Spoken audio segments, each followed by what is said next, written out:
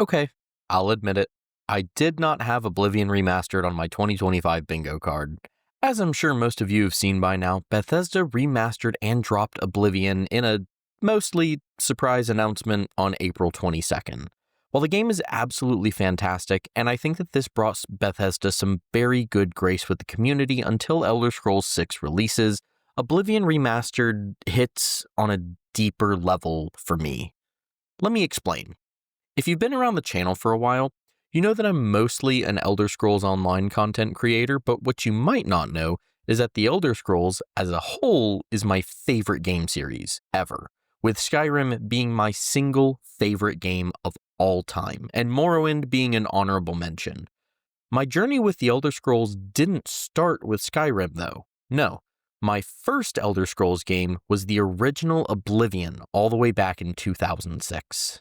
I have some very happy memories that involve me and my buddies huddled around someone's Xbox, all taking turns going through dungeons and completing quests and taking on opponents in the arena. Of course, it was a bit tricky when one friend wanted to smack things with a big hammer, one wanted to be a sneaky archer, and I wanted to shoot fireballs from my fingertips, but we made it work.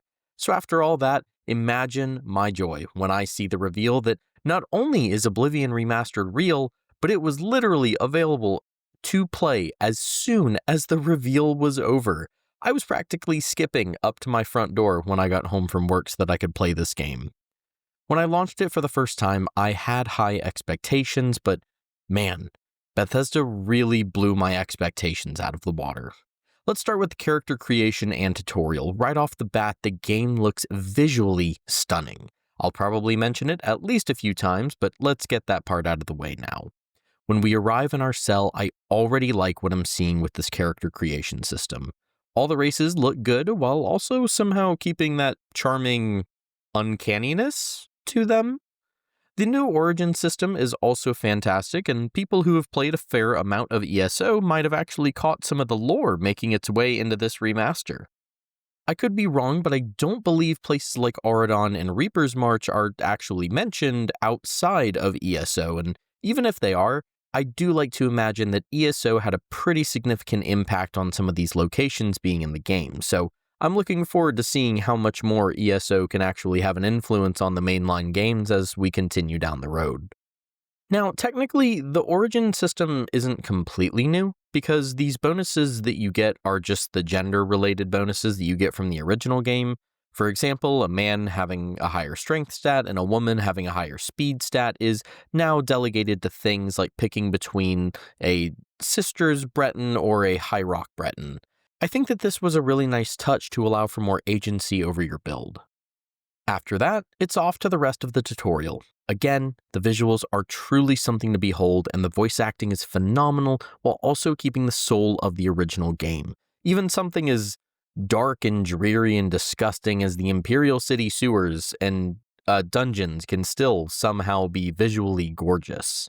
So you'll pick a star sign, which I do think had some numbers tweaks, but I don't know for certain. I always end up going with the ritual anyway. What? I'm a healer. You guys knew that. Come on, my name's Doc.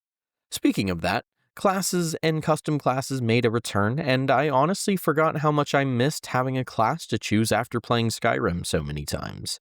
I made a custom class and called it the quote-unquote pacifist.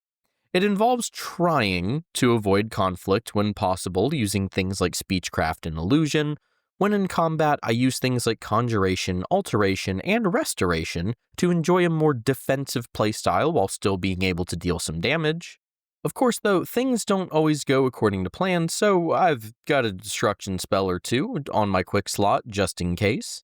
I always tend to play a spell sword or a battle mage or something like that, so I wanted to try something different for this run. Leveling is also drastically different in a really great way. You now gain levels through both your minor and major skills. It's just that your major skills now have a starting bonus and level a bit faster. You can also now choose which attributes to level instead of just having them chosen for you. I think that this was a really smart move because as amazing as every Elder Scrolls game is, they all have their flaws, and for Oblivion, it was definitely the leveling. Anyone who's played the original Oblivion and spent half the game leveling the wrong attributes knows this change was very much needed. After that, you head out through the sewers into Cyrodiil for the first time. When I saw that exit door, I had no clue what I was in for on the other side.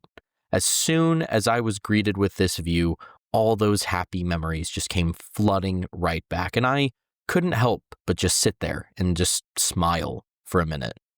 From here, it's whatever you want to do, hero. I'll probably head for the arena and the guilds, or just wherever else the wind takes me. I suggest you do the same, because this is a massive game full of opportunities and fun quests to go on. It was worth every penny, especially if you have Game Pass, and it makes me so happy to see so much interest in this series again.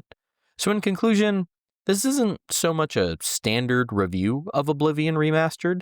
This was more so just a love letter to Bethesda, to ZeniMax, and to the Elder Scrolls community. Oblivion, to me, was more than just a game. It was a way to hang out with my friends, it ignited my passion for fantasy, and prompted me to buy Skyrim, which later became my favorite game of all time, and fun fact, was actually originally supposed to be the very first video on my channel. That's right. Despite my Dead by Daylight video holding that spot, originally it was supposed to be a Skyrim healer challenge. Don't worry though, I've still got that in my plans along with the rest of the series too. Finally though, my love for this series led me to pick up The Elder Scrolls Online, which some of you may know has become the main focus of my channel. It led me to finding direction with my content creation and build this amazing community that I've grown to know and care for. Oblivion Remastered has most definitely been a walk down memory lane, because Oblivion really is what started all of this for me. So I've been Doc, your host for all things healing. Take care of yourselves, be good to others, feel free to stick around for plenty more Elder Scrolls content, and I will catch y'all in the next one.